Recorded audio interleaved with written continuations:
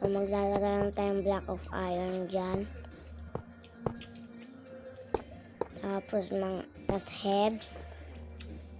Kahit anong head. A skull. Tapos, lagyan lang natin dyan ng dispenser.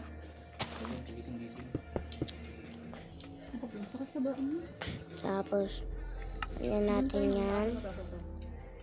Natin na ito. Itong raw chicken. Siguraduhin yung madami ilalagay nyo kasi hindi siya gagana pag yung dami. Kasi dalawa nung nilagay ko na furnace, tas yung coal 64.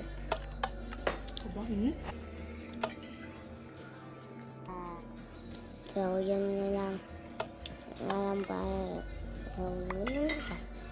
So, yun nga lang pa sa ngayon.